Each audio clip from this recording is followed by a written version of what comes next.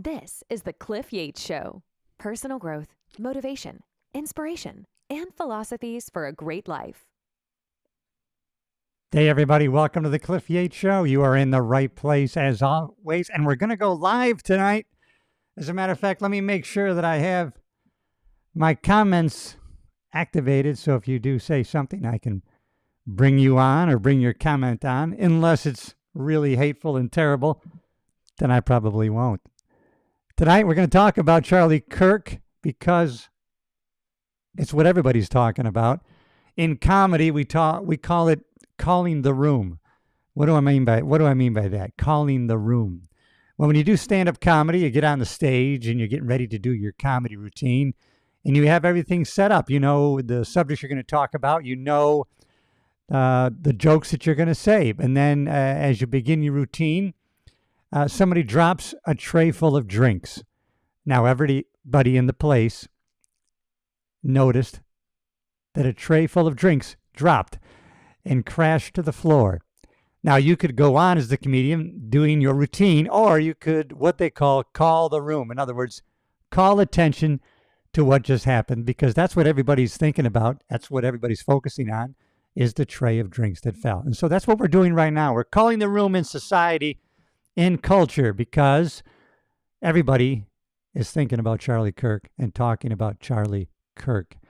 Now, normally my show is all about motivation, inspiration, and it hasn't changed. But I want to talk about Charlie Kirk tonight in a couple different ways. All of us are if you pay attention, so many people are in shock and grieving right now. And if you heard his wife give her address to the American public the other night, it just was, I don't know how anybody could do that, the strength that it took to do that. And all I did on my social media was I posted a picture of Charlie Kirk and rest in peace. And then I guess a couple of my liberal comedian friends said, "Cliff, have you listened to some of the things that he said?" And I just said yes and left it at that. But I wanted to say I've been watching Charlie Kirk for over 10 years. Probably close to 15 years I've been watching Charlie Kirk. And I can't even remember ever not agreeing with everything he said. So I don't know what that was about. There's been statements made online that hateful comments that he makes. I've never seen a hateful comment. Now, if saying there are only two genders is a hateful comment, then yes, I agree with that. There's only two genders. There's male and female, and that's it. And I don't care anymore what anybody thinks about that or what anybody says in retaliation or reaction to that. I don't care what anybody says, but I do still care about them. I do still care about people. But no longer giving a shit about somebody who has a negative thing to say. We all know what the right thing to do is. If it's the right thing to do, do it. If it's the right thing to say it. If it's true, say it. If it's not, don't say it. I forgot who I'm quoting on that. But I have followed Charlie Kirk for over 10 years for sure. When he used to go on campuses all over the country, and he would years ago have 10 to 12 people around his table, not like now, or he had the other day 3,000 in Utah. No, there was a time when he only had 5, 6, 7 people would stop and engage him at his little table on a college campus. Now, I always wanted to watch those engagements because I was just fascinated by the fact that he wanted pushback. He wanted people who disagreed with him to come to the microphone that he would set up for people. He would often say, okay, if you vehemently disagree with me, if you have something alternatively to say, if you want to argue with me, step to the front of the line.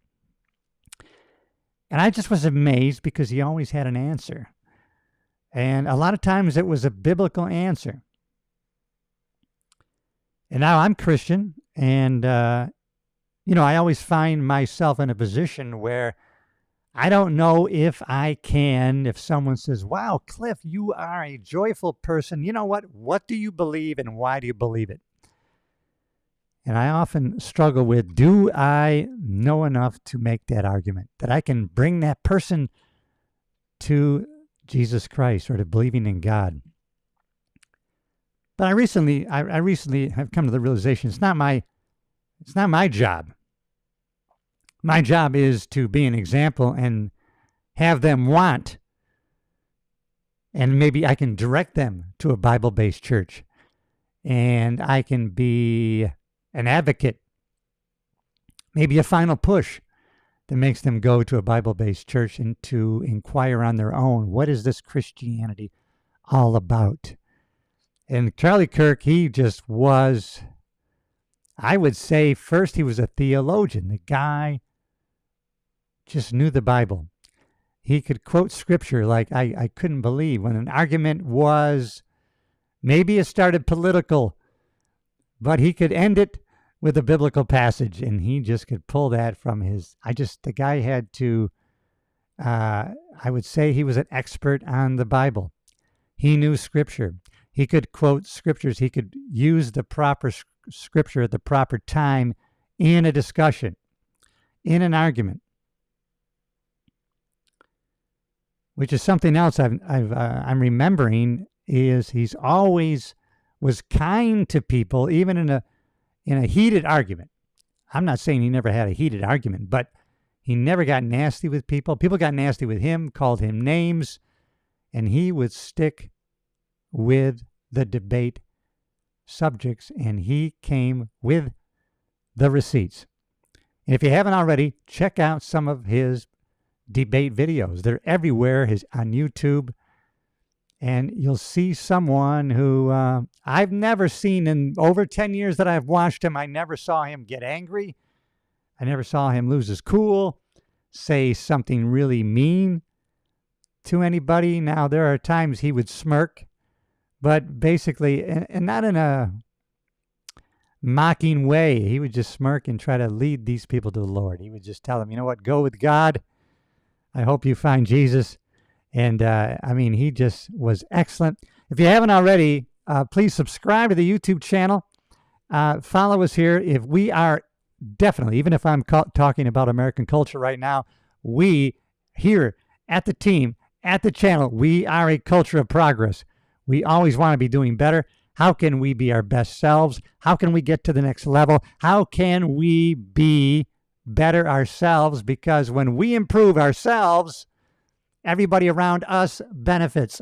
Family, friends, associates, anybody we come in contact, we're our best self. We're constantly learning how to better communicate with people, to understand what people are trying to say to us so that we can better have a conversation, maybe a better relationship.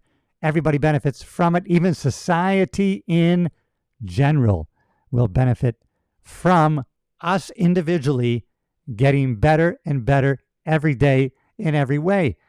And I think part of that is paying attention to what's going on, seeing what's happening in our country. A lot of people feel that I do, especially if they're of an age closer to mine. Now, listen, I have the heart of a 20-year-old. Of course, I look 40. I'm 68, everybody. That's the bottom line truth. And this is not the country I grew up in. And what is happening now is just something that it's almost as if we need to really pay attention individually to getting better. Individually, follow what God would say, Jesus Christ would say, live like Jesus if we can. The better we can do that, we got to do that individually. I don't know if the country can be saved, but we individually can. And by doing that, we can probably give the country the best chance it could. That's my opinion. If you have any comment on that, please join the chit chat here on YouTube. And listen, if you're listening on one of the podcast platforms, please leave a review, give us a rating, and also go over to YouTube when you're done listening later on and check out the YouTube channel, because I film all the episodes, and subscribe to the channel and become a part of our team. And so remembering Charlie Kirk, it just, man, I just can't believe. And a lot of people that I follow or listened to. They have just been, Jack Hibbs is a pastor that I watch every Sunday, every Wednesday night. And it was only a few weeks ago that he had Charlie Kirk on his podcast. And he's had him on a couple times. And his latest sermon last Wednesday night, that was the day that it happened, I believe. And it was just, he was able to do it. I don't know how he was able to do it, but he was able to do it. And so we're going to look at some news. We're going to look at some articles, and there's some different bents on that. And we're going to talk about, this all has to do with law and order, law enforcement, and myself, 35 years as a police officer and a stand-up comedian and an actor. And so we all play different roles. And the more roles that we can play, the more roles that we can give 100% in and be leaders in, the better we can understand and communicate with other people, because we have a different perspective on whatever's happening, especially if we have different experiences. We look at it through a different filter. And I guess that's what a lot of people are looking at Charlie Kirk from, as far as the hatred, the vehement things that are being said and done online. People are being fired because of their inappropriate reactions to the assassination of Charlie Kirk, as they should be.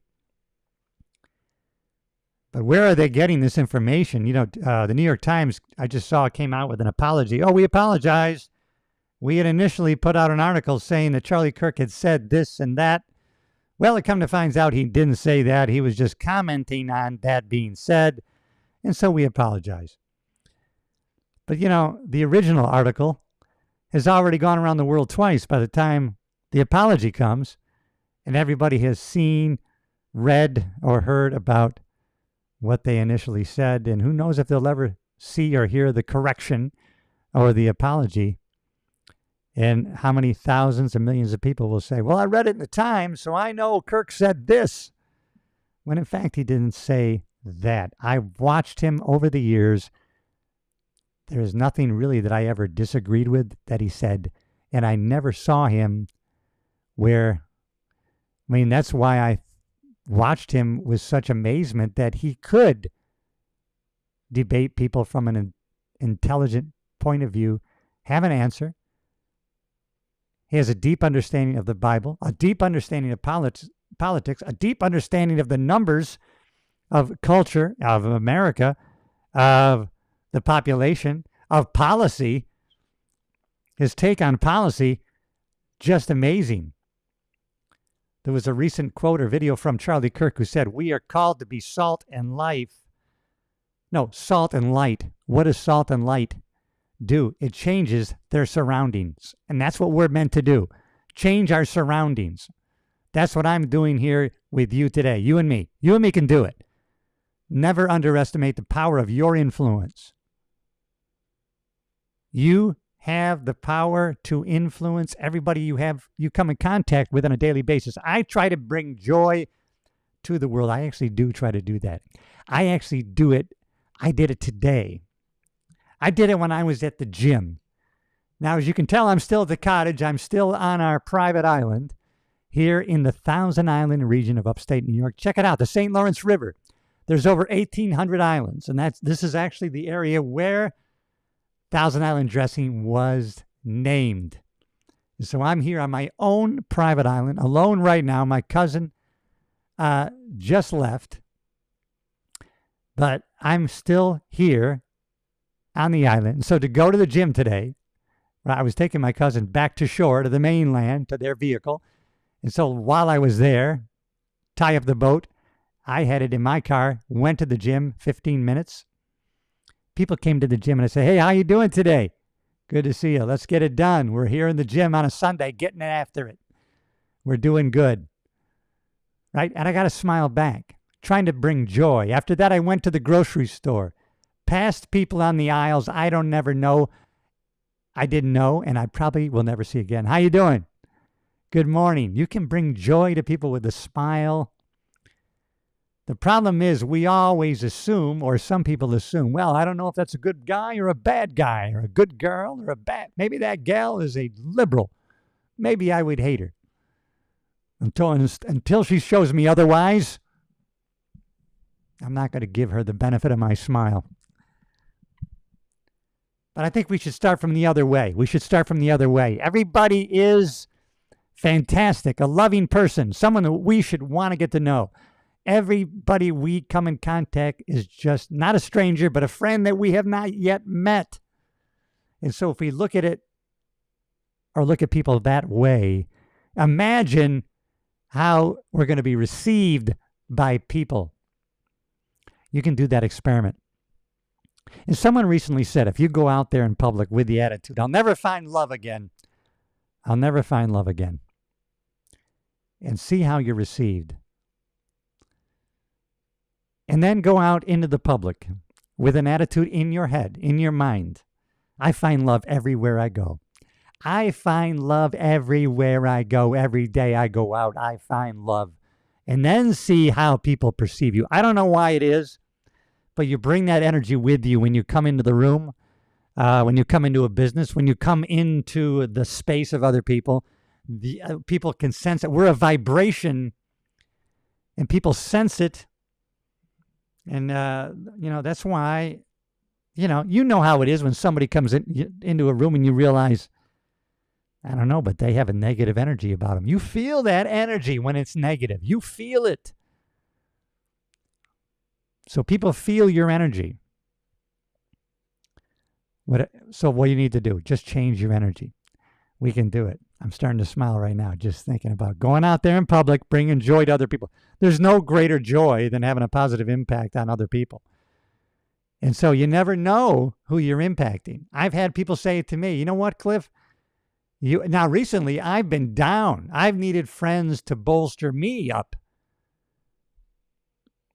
And in doing that, they come here to the island. People came from far away places to come visit me this summer and to be of a moral and spiritual support to me. But it was because of our relationship. And several of them said to me, Cliff, you're such a positive influence on me. How could I not be here in support of you? But you never know.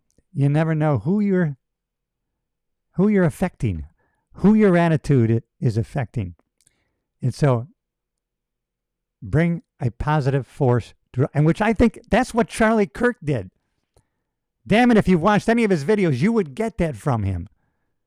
That's what I got from him. Always positivity, love, a belief in the Bible, a belief in God and Jesus Christ. He looked at people with the biblical sense of love your neighbor as yourself, love your enemies. And so I always got that from him. I was always amazed at how he could maintain a calmness. People would bring fervor.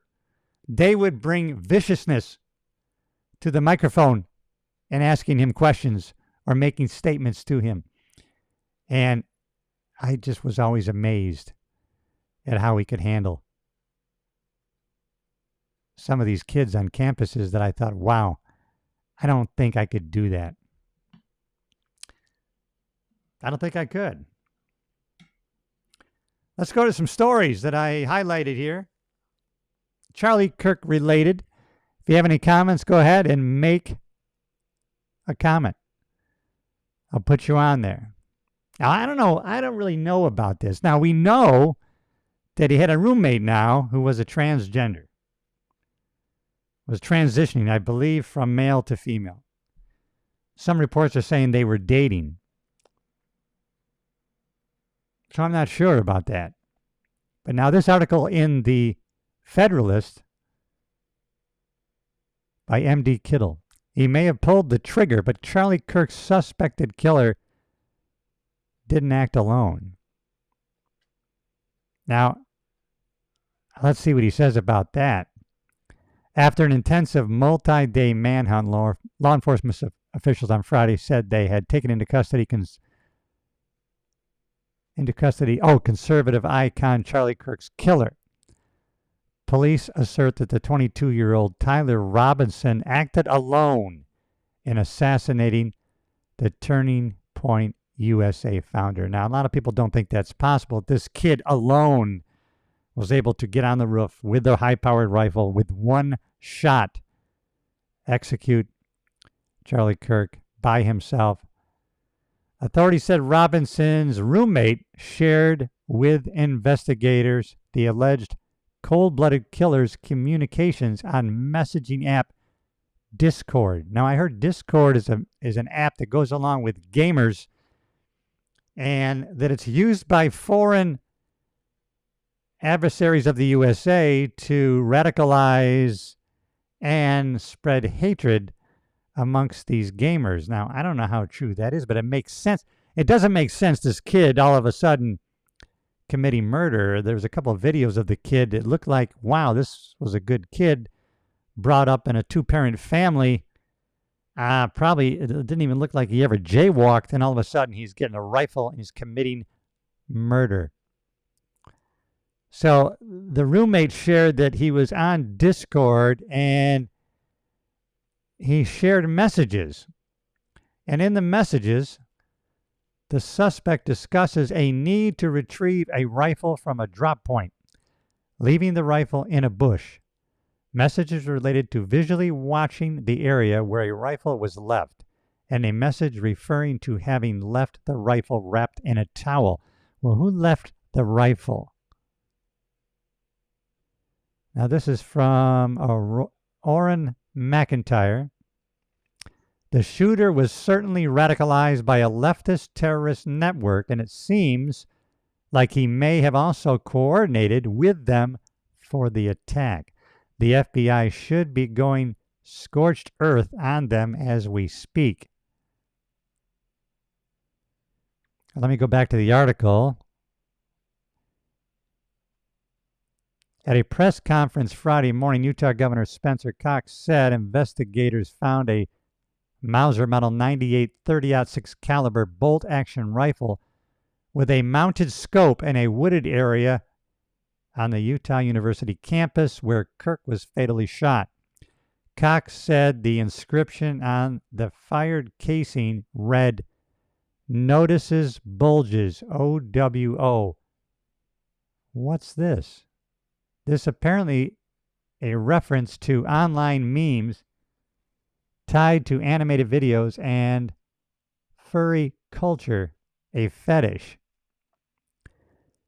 Two unfired casings found next to the rifle wrapped in a dark towel included separate inscriptions. Cox said, "Oh, Bella Ciao, Bella Ciao, Bella Ciao, Ciao, Ciao, and Hey Fascist, catch," next to arrows pointing up, right, down, down, and down. According to multiple reports, the arrows represent an input code for an airstrike in a multi-person violent video game known as Hell Divers 2.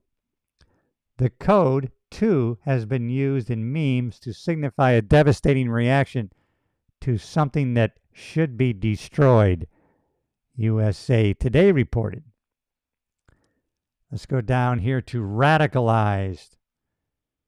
As the Blaze's Orrin McIntyre put it, the shooter appears to have been radicalized by a leftist terrorist network, and it seems like he may have also coordinated with them for the attack. I don't know how. Okay, even if the alleged assassin acted alone, he surely did not get to this moment on his own. We know so far from the early details of the investigation that the suspect appears steeped in Marxist Antifa-style indoctrination. The Federalist editor-in-chief, Molly Hemingway, said the stunning murder of the 31-year-old conservative leader needs to be a wake-up call to Congress. We've seen a lot of weakness and impotence on the right, so Republican leaders need to not just stand up there and say, "Oh, we must condemn both sides. Oh, we must condemn both sides do these things.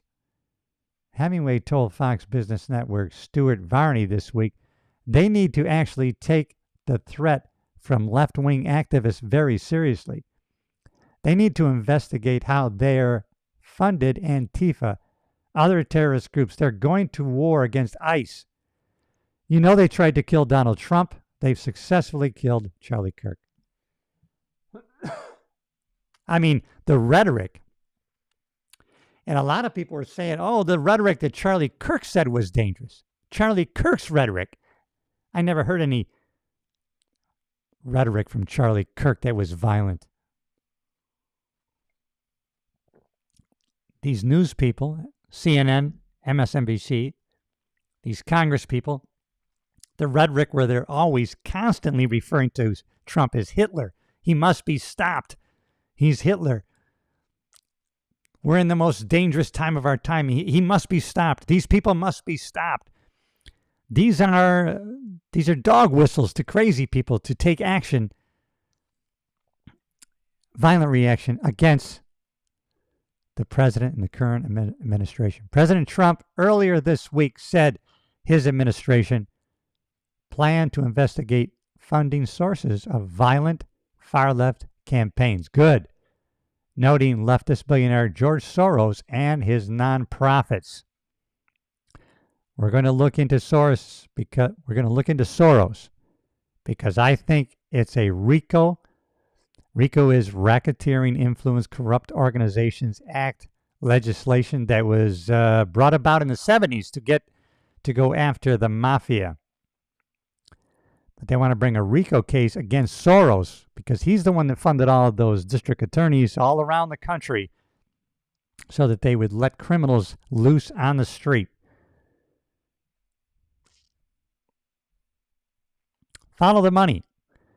Representative Chip Roy from Texas wants the House to form a select committee on the money, influence, and power behind the radical left's assault on America and the rule of law. People, we need a rule of law in this country. You got to understand, law and order creates freedom. I get hate messages all the time. You're a cop, you're an idiot, you don't know what you're talking about. I get death threats myself because I was a police officer for 35 years and I put myself out here on social media. But listen, law and order creates freedom. I want law and order, criminals off the street so that my mom, your grandmother, if they decide to walk down the street at 2 a.m., that they could do it safely. They shouldn't have to worry. They shouldn't be blamed if something happens. What are you doing walking at 2 a.m.? You should be able to walk any damn time you want and be safe. Everybody in the United States government, from local to federal, have a responsibility to protect the citizens and provide a safe country. Number one. Drop the mic, Cliff Yates. Let's go to the next article. This one is also from the Federalist. Charlie Kirk's assassination should herald the end of the American left. And this article is by John Daniel Davidson. Back in April, Charlie Kirk posted on X about how assassination culture is spreading on the left. He cited a recent survey that found 48% of liberals think it would be at least somewhat justified to murder Elon Musk, and 55% think the same of President Trump. The left is being whipped into a violent frenzy. Any setback, whether losing an election or losing a court case, justifies a maximally violent response, Kirk said. This is the natural outgrowth of left-wing protect culture, tolerating violence and mayhem for years on end. The cowardice of local prosecutors and school officials have turned the left into a ticking time bomb. That's what Charlie Kirk said. His words then now seemed darkly prophetic in light of his assassination Wednesday at Utah Valley University. If the left was a ticking time bomb before Kirk's murder, we can now say that the bomb has gone off. The assassin reportedly engraved transgender and anti-fascist slogans on the bullets in the rifle he used to kill Kirk, confirming what everybody already knew, that Kirk's assassination was motivated by radical leftist ideology. The dark fruit came from the deliberate cultivation of violence by the institutional left as a political strategy. You see it, you hear it every day. It's the rhetoric. They must be stopped. He's Hitler. His administration. It's going to be the end of democracy. We need to fight. It's a bell whistle. It's a dog whistle to crazy people to take action. That's what Kirk was getting at in his ex-post. Those in positions of authority, in public schools and universities, in the media, in the Democratic Party, in Hollywood and Silicon Valley, have for many years encouraged and themselves engaged in violent political rhetoric and at times openly endorsed political violence. Why? Because violence is at the center of the left's political project. I mean, they're panicking right now. They are panicking.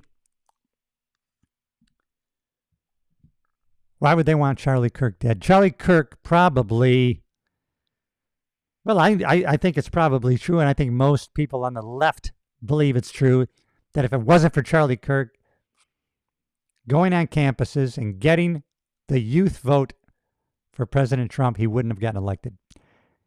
And, Barron Trump went to his father and said, boy, you got to meet this guy. I want to meet Charlie Kirk. And Donald Trump brought Charlie Kirk on the show or somewhere and to meet Barron. And then President Trump was very impressed. And Charlie Kirk worked his ass off month after month on campus. When President Trump was elected, if you were watching Charlie Kirk, I was watching Charlie Kirk call the elections with his panel. And when it was called that President Trump was reelected, I mean, he was in tears. He worked so hard to get the youth vote to vote for President Trump. He wanted President Trump elected. He played a big role in getting him elected. Not only is that one of the reasons why Charlie Kirk was assassinated, but also because they know in the next election, they're already thinking about the next election. They already know Charlie Kirk was going to play a big role in the youthful vote for the next election. If not, himself being a presidential candidate. There's no doubt in my mind he would have. I don't know if in 2028, I think he would have been eligible in 2028. What do you got to be, 35? He's 31. I think he would have been eligible. If not then, I know the next cycle, they didn't want any part of that. There's no way. I want to go to another article. Also from the Federalist, there can be no compromise with people who want you dead. There is no consensus to be reached with people who actively wish for our deaths and then gloat when some crazed lunatic tries to fulfill that wish. Who wrote this one? This is Hayden Daniel from the Federalist. This week, America witnessed in graphic detail 2 horrendous crimes. I wanted to read this because we got to talk about the Ukrainian woman who was on that train in South Carolina who was executed with a penknife to her jugular vein that we all saw on video that apparently wasn't being reported, but Charlie Kirk brought attention to it. Let me go back to the article. 2 horrendous crimes this week. We received a very clear illustration that no one is safe from leftist violence. From a national figure like Charlie Kirk to an innocent woman on a North Carolina train. This woman escapes Ukraine to come to the greatest country in the world, only to be executed on a train, a public transit train in North Carolina.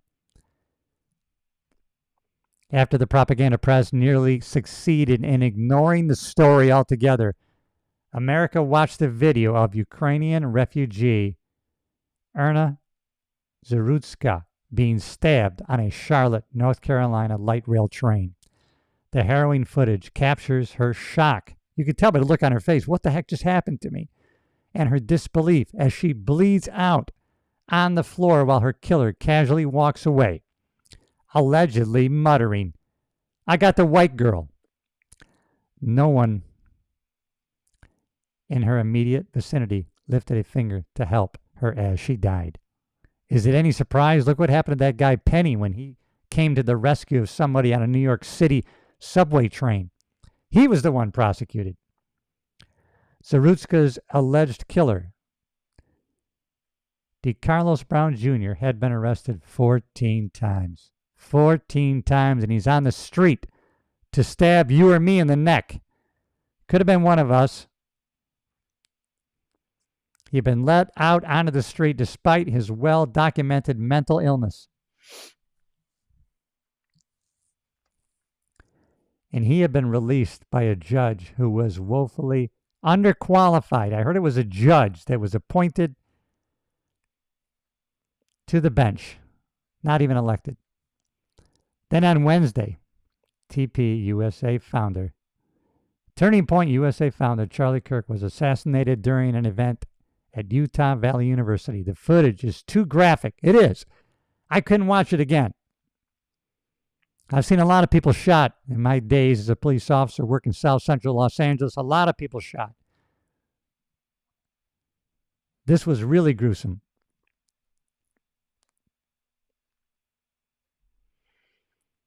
Leftists intentionally sowed the chaos that now plagues America's cities and created the conditions that led to Zarutska's murder.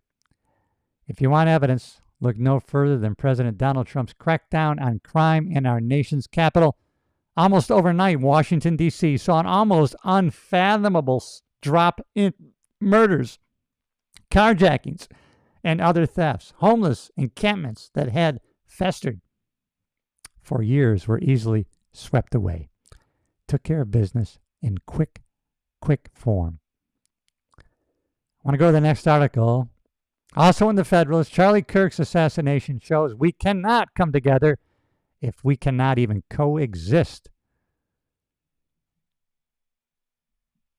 All right, this was written by Nick Freitas of the Federalist. I am told that as a state representative, this is the moment where I'm supposed to express my heartfelt condolences and then stand in solidarity with those on the other side of the aisle as we condemn political violence and stand unified as one people. But we aren't one people, are we? The truth is we haven't been for some time now, and there is really no point in pretending anymore, if there ever was. We are two very different peoples.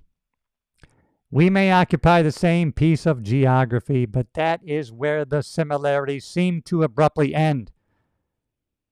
I convinced myself for a long time that whenever the left called me a racist, a bigot, a sexist, a fascist, a threat to democracy, for even the most innocent of disagreements, that it was simply hyperbolic rhetoric done for effect. And now the effect is a widow, 2 orphan children, because the left couldn't bear the thought of a peaceful man debating them and winning. I don't think they realize it yet, but murdering Charlie Kirk is going to be remembered as the day where we finally woke up to what this fight really is. This really is probably going to be a turning point. If you heard Charlie Kirk's widow, when she said, "You have lit a fire under this widow," I don't think her fervor is ever going to stop until the day she dies. And she's going to carry this torch of her husband forward And she's not going to be the only one. Charlie Kirk has now been a martyr, and you can imagine. I think this probably is a turning point. That's why I'm addressing it tonight, and we need to pay attention to what's going on, because it probably, and it is, affecting all of us. Not because he was extreme or inciting violence or any other hyperbolic slur they hurled at him. They murdered him because he was effective. He was effective in getting the youth vote out there because he was unafraid. He had no fear. Someone said probably if you told Charlie Kirk, listen, if you go out there today on this campus to debate, answer questions, and engage these students, you're going to be shot and killed today. He would say he would go forward and do it because he was unafraid. They murdered him because he was effective, because he was unafraid, because he inspired others and made them feel like they had a voice, that they were not alone. And he did it at the very institutions which have fomented so much hatred toward conservatives. I don't want to stand in solidarity with the other side of the aisle. I want to defeat you. I want to defeat the godless ideology that kills babies in the womb, sterilizes confused children, turns our cities into cesspools of degeneracy and lawlessness, and that murdered Charlie Kirk. Social media is aflame right now with leftist celebration of Charlie Kirk's death. I wonder if any among them understand what has just happened. If there is a Yamamoto somewhere in their midst warning that they have done is awoken a sleeping giant. I doubt it. I think they gave up such introspection and self-awareness long ago. I don't know exactly what will happen next. I just know that it won't be the same as what has happened in the past. I'm telling you, this probably is a turning point in our country. There's no doubt. Let's go I caught my to stepson spying on me in the shower at the same time that my... Let's go to a video from Fox News. Play Erica's full remarks. First, joining us now with reaction to Erica's powerful tribute to her husband, Outkick founder Clay Travis, Outkick host Riley Gaines. I said this to both of you the other night, and I meant it. Like Charlie, you are two people that go into these hostile arenas, these college campuses, these indoctrination centers. You know you're often facing hostile audiences, but you do it anyway. That, to me, was the absolute beauty of Charlie's mission in life. And what he was so good at is that he'd go in there of good cheer, you know, show me where I'm wrong, and take any comer. I mean, that's what I loved about Charlie Kirk, is that he was so courageous to go in and he took any question, any argument, any attacker. Come at me with your viewpoint, and I'm going to show you the light. I'll show you the way. And he was unafraid. And Riley Gaines and Clay Travis, who are on with Hannity on this segment, they're also unafraid. Riley Gaines goes into the public arena unafraid. Clay Travis, very opinionated conservative, he's unafraid. And it gave kids what they should be learning in the classroom, gave them an opportunity to hear a different point of view. But that speech tonight, wow, I don't think I've seen anything that powerful in all the time I've been doing this. Riley Gaines.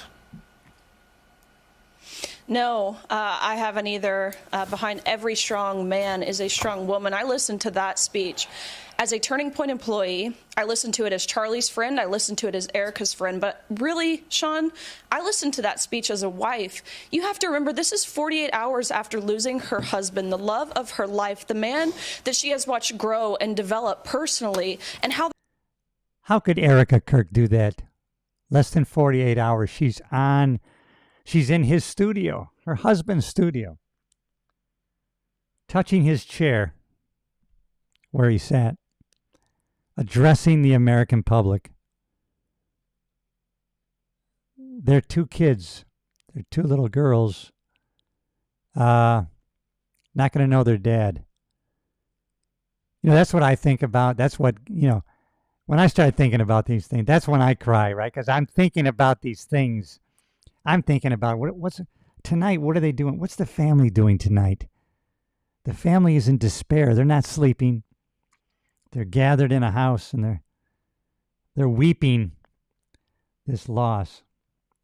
We talk about it. We talk about it on our podcast. The news talks about it. And I think, what are they doing right now at home? What kind of despair are they going through? What are they talking? I mean, just their hearts are broken. Their life that they planned, the life that they had, they're grieving the life they've had together up to this point. They're grieving the life they were going to have together in the future. And yet she was able to do that. That's why I think that, there's going to be hell to pay from the sleeping giant that they have awoken. That one man has impacted not just this nation, but the world. Listening to her talk about her 3-year-old daughter, Gigi, who is the most beautiful little girl, having to answer the question of where's daddy now? Where's dad as she comes home? To which I think she responded beautifully. And she says, look, he's on a work. They were there. I know one of the daughters started to run towards Charlie when she heard the shot, they said, because she was afraid. Also in the audience, close to Charlie Kirk, was Glenn Beck's daughter, who I guess, and Glenn Beck was so happy that she, for some reason at that point, when the shot rang out and Charlie Kirk was hit, Glenn Beck's daughter looked away so that she didn't see that horrific sight. But I mean, it's just unbelievable. Work trip with Jesus. I mean, Sean, that broke me. So let me speak to Erica really quick, because maybe she's been behind the scenes to a lot of people, which I have a feeling that is soon to change. She is strong. She is beautiful. She is fierce. She is so compassionate. And of course, as we all saw, she is so faithful to her Lord and Savior. And I think Charlie would be so proud of her. And I was thrilled, of course, to hear her say the words, the movement will not die. I can speak to this. What I know internally at Turning Point, we are getting donations like we have never seen before. We have had thousands and thousands and thousands of kids ask how to start a chapter, how they can. So Riley Gaines, I didn't realize she was a Turning Point employee. She's a member of Turning Point USA, the movement. So she's involved already.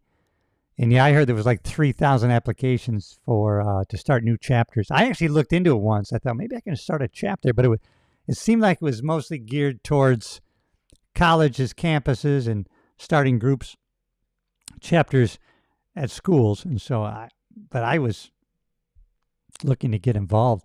Charlie Kirk, very inspiring and motivated and backed by the Word of God. Yeah, he was a theologian, 2, a political activist, and maybe 3, just a great friend and inspiring soul to many people.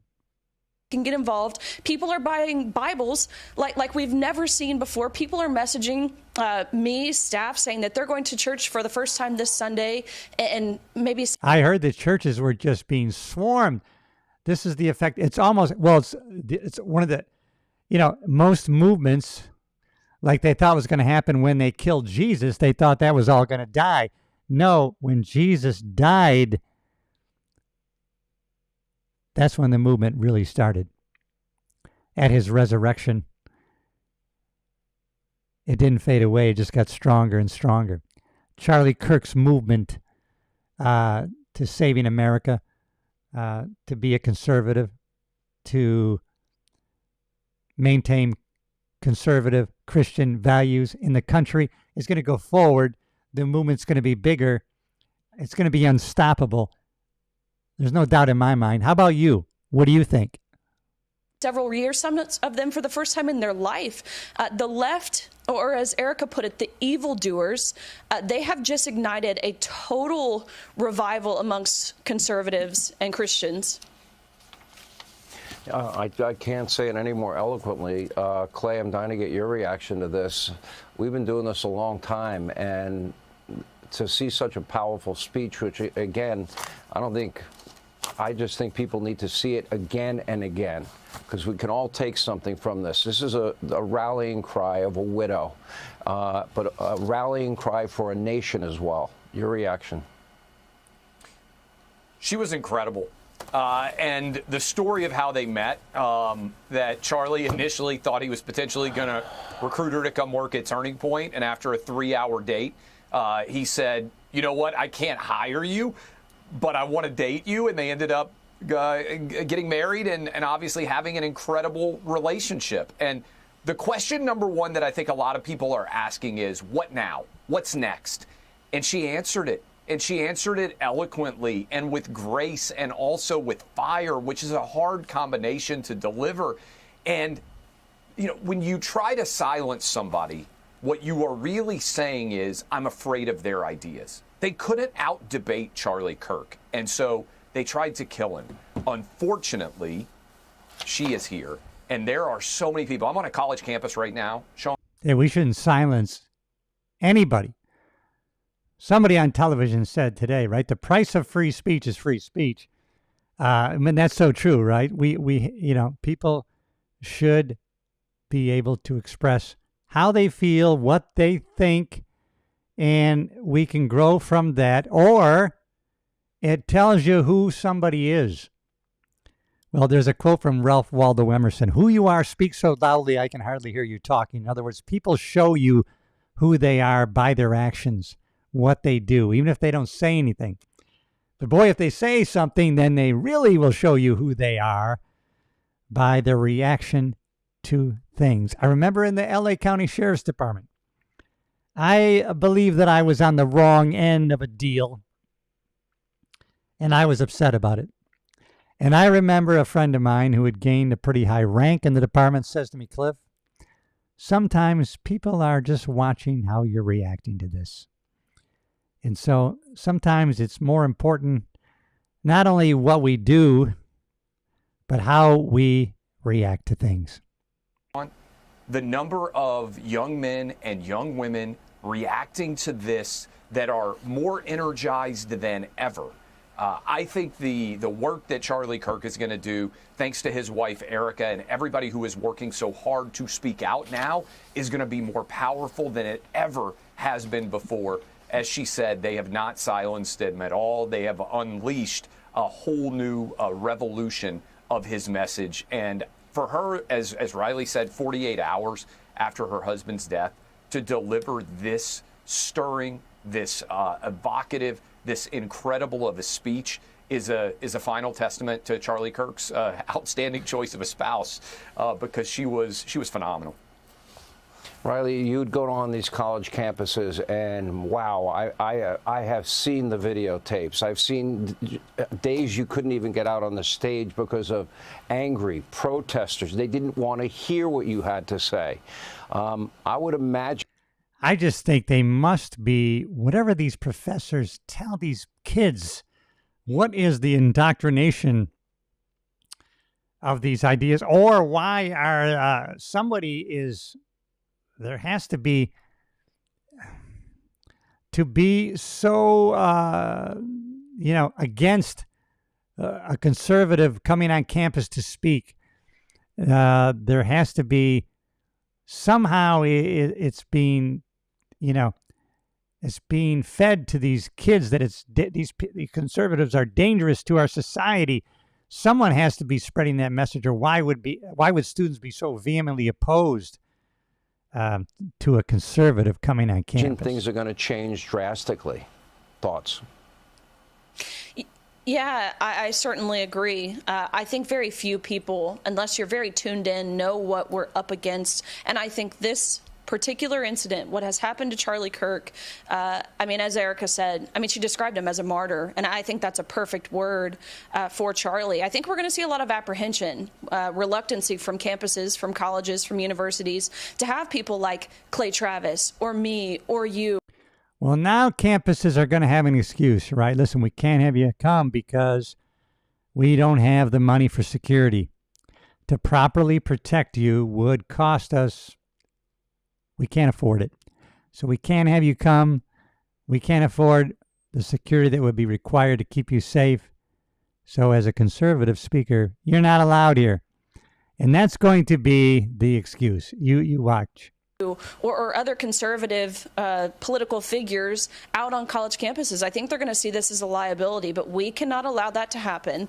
As President Trump said this morning on Fox, he said we must go forward. And so look, with full steam ahead, that of course is my goal. That is what I will be doing. As Erica said, it's up to us now. Ben Shapiro put it pretty well. He said it's up to. That's a good message. Listen, we got to go forward. You can't be afraid. Always, in my mind, I'm going to do the next right thing in the right way, in a godly way. What is the next right thing to do? You know, I have to say that because I have some people in my life that I have contact with, and I can tell by their postings, sometimes hateful messages that they hate Donald Trump, they hate the president, they hate the conservative viewpoint, and yet we're friends.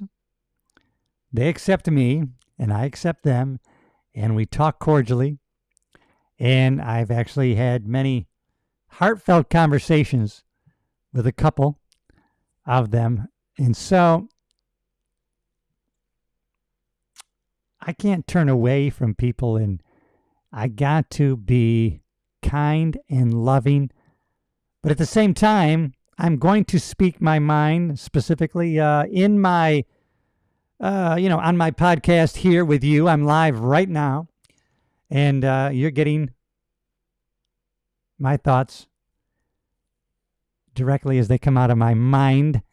Right now, I have nothing written down here. I'm speaking from the heart to you, commenting on what's happening. I had one more news thing here. Let's see what this says here. Charlie Kirk brings black student to tears. You know what? This part here is really, I just think he was explaining so well DEI. I mean, you got to listen to this. I'm going to be like, boy, I hope he's qualified. Are you going to do that? Yeah, I mean that is correct, yeah. That's correct? Okay, so can we both agree? What was the context of what I said, though? What was the context? I don't even want to get into DEI because your opinion on DEI, it doesn't really help it in this case. So if the context between what you brought up was that you believe that because they were being hired because they were black. Okay, so can we both agree that every single pilot, whether black, white, whoever, has to go through FAA certification? No, actually, we can't. New lawsuit shows that black pilots and female pilots have the standards being relaxed. No, for them. sir. Can we agree at the time of February 29th or 2023 when you said it at the time? No? No. Actually, I said it. That's why you don't know the context. Is that new lawsuits were showing that they were relaxing the standards for air traffic control and pilots in order to meet the standards. The context of that was diversity, equity, and inclusion. What does that have to do with hiring? Everything. DEI definitionally is that we will hire more of a race versus a different race. So, for example, United Airlines said that they want 50% of their new pilots to either be women or black. Okay. Currently, just so you understand, it's like 8%. So they want. That was a good explanation of DEI. It's a racial quota. If the airline company said, as he just said, our goal is by this date, we want 50% of our pilots to be black and female. So they're going to hire based on race, not on merit. Their current percentage is 8%. We want to get to 50%. And we're going to hire based on race. That is a racial quota hiring policy. And later, he proved how the standards will be lowered to meet that quota, to meet that racial quota, the goal that the airline had. Currently, the NBA has 75% black players. 75%. If the NBA said by next year, we want the NBA to be 50% white. They're going to have to relax the standards. When it comes to basketball, the black players are better than the white players, except for exceptions to the rule. We love our Larry Birds, right? We love those exceptions, but predominantly NBA hires players based on merit. Who's the best player? If the NBA said they're going to have a quota next year, you have to have 50% whites. Standards would have to be lowered, and you would have you'd have less of a product you'd be selling to the public. That's a great example of why DEI hiring is a racial quota hiring policy that is going to lead to lower standards. And you're doing that with the airline industry, pilots who are taking our families, you and me, around the world, 30,000 feet in the air. But Charlie Kirk, as you saw there, did it so eloquently, and he stuck to his guns. He knew his data, and he says, no, that's the way it is. The head of the airline industry said this, and I can give you an example why that is a racial quota hiring policy. And he made a great point, and he always did that. He so eloquently made great points. And now he's been taken from us. Somebody quoted the other day, our days are, Tim Grover, who I believe was a coach for Michael Jordan. Our days are numbered, and we don't know what number we're on. So live every day to your best ability so that you can live your best life. Now, for us, that may be now a call to action. Do the next best thing in the right way, in a godly way, biblically based. And you can't go wrong. Everybody, you know I love you. You're in the right place. This is the Cliff Yates Show. If you haven't already, please subscribe to the channel. Join a community of progress. If you want to get to that next level, if you're inspired, you're motivated, you're driven, you want to do better every way, every day. If you want to be rich, not only in money, but in friends, relationships, health, and wealth, you can do it. There's greatness within you. There is no doubt about that. And so I will see you in the next episode. All right, everybody. Thank you.